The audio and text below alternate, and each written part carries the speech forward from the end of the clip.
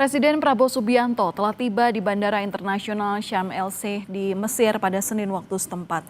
Presiden akan menghadiri konferensi tingkat tinggi dalam membahas perdamaian di Gaza. Presiden Prabowo dijadwalkan menghadiri upacara penandatanganan perjanjian perdamaian untuk menghentikan perang di Gaza bersama dengan sejumlah pemimpin dunia. KTT dihadiri lebih dari 20 pemimpin dunia termasuk Presiden Amerika Serikat Donald Trump, Raja Yordania Abdullah II, dan Sekjen PBB Antonio Guterres. Mensesnek Prasetyo Hadi bilang bahwa kehadiran Presiden Prabowo di KTT ini menegaskan peran Indonesia dalam mendorong perdamaian di Timur Tengah.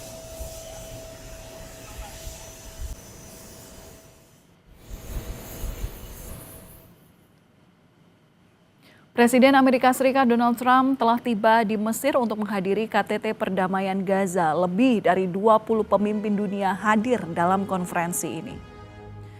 Trump tiba di Mesir setelah sebelumnya bertolak dari Israel. Trump dan Presiden Mesir Abdel Fattah el-Sisi akan memimpin KTT Perdamaian Gaza. Sebelumnya, Trump menyampaikan pidato di parlemen Israel setelah Hamas membebaskan sandera sesuai dengan kesepakatan gencatan senjata yang ditengahi oleh Amerika Serikat.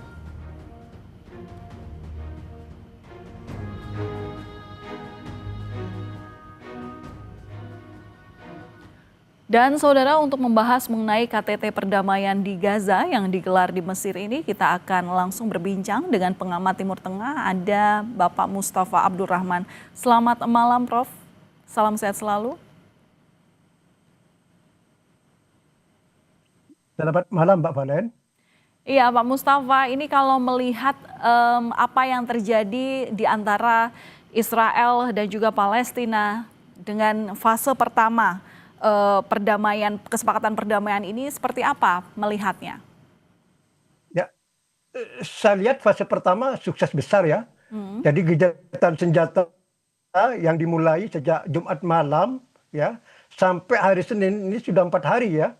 Ini berjalan baik, tidak ada gempuran lagi, tidak terdengar lagi bunyi peluru di jalur Gaza. Ini artinya bisa disebut sukses besar untuk fase pertama. Oke, diundangnya Indonesia ini dibilang menunjukkan peran penting Indonesia dalam mendorong terciptanya perdamaian di Timur Tengah. Nah, sejauh ini Indonesia perannya seperti apa upaya utamanya dalam mendukung KTT perdamaian di Gaza?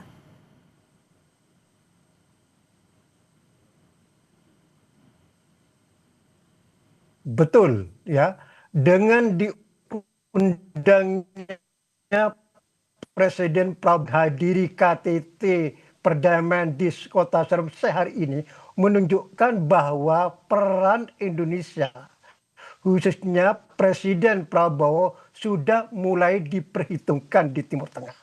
Dan ini tidak berangkat dari ruang kosong tentunya. Karena beberapa terakhir ini peran atau manuver Indonesia atau aksi Indonesia di Timur Tengah cukup kuat seperti ditunjukkan oleh kunjungan Prabowo ke Qatar ketika Qatar mendapat serangan dari Israel pada bulan September lalu. Jadi Presiden Prabowo langsung terbang ke Qatar untuk menunjukkan solidaritasnya. Kemudian sebelumnya pada bulan April lalu, Prabowo juga mengadakan lawatan ke 5 negara Timur Tengah, yaitu Mesir, Jordania, Turki, Qatar, dan Uni Emirat Arab ya. Dan ini untuk pertama kalinya sejak masa Presiden Soekarno ada Presiden Indonesia, yaitu yang dilakukan oleh Presiden Prabowo mengadakan lawatan ke banyak negara di Timur Tengah. Ini kan luar biasa. Nah, ini mungkin merupakan pesan politik yang sudah ditangkap oleh para pemimpin Timur Tengah bahwa Indonesia memang ingin meningkatkan perannya di Timur Tengah. Nah, ketika tercapai kesempatan gencatan di Gaza itu, maka wajar kalau Prabowo ya diundang langsung oleh Presiden Mesir Abdullah Fattah Sisi. Ya, Ini satu-satunya presiden yang jauh secara geografis dari Timur Tengah yang diundang ya.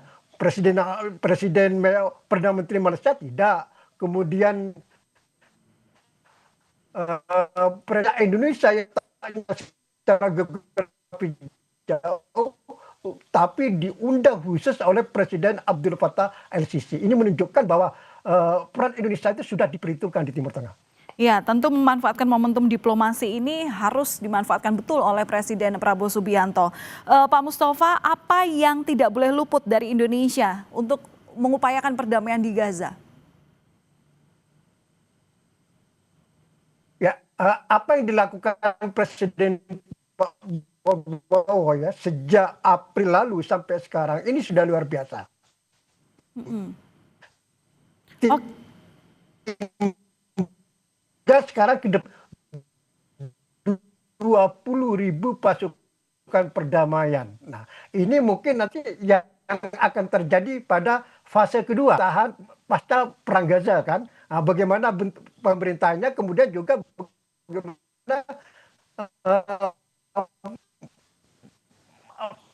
pasukannya yang menjaga perdamaian keamanan dirundingkan lagi secara detail. Kalau memang nanti ya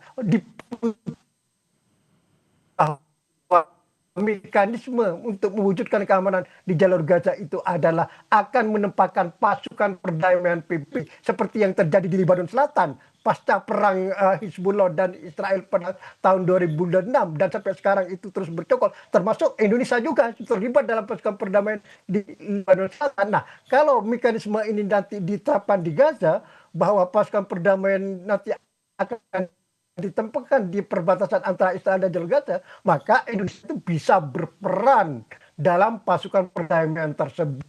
Apalagi Indonesia punya nama baik dan pengalaman. Kemudian itu yang pertama. Yang kedua, apa yang dilakukan Indonesia? Ini penting, nanti fase kedua adalah pembangunan kembali jalur Gaza.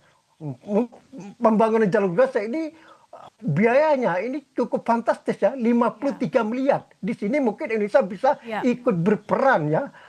Bagaimana perusahaan kontraktor Indonesia untuk bisa datang ke jalur Gaza, ikut membantu pembangunan kembali Gaza bersama negara-negara lain seperti Mesir, Qatar, dan negara-negara Eropa. Ya, tentu menuju fase kedua ini diperlukan komitmen dari dua belah negara. Yang jelas bahwa diundangnya Indonesia, Presiden Prabowo Subianto ke KTT di Mesir ini menunjukkan peran penting Indonesia dalam mendorong terciptanya damai di Timur Tengah. Terima kasih sudah berbagi analisa Anda di Kompas TV melalui Kompas Malam, pengamat Timur Tengah, Bapak Mustafa Abdurrahman. Salam sehat selalu.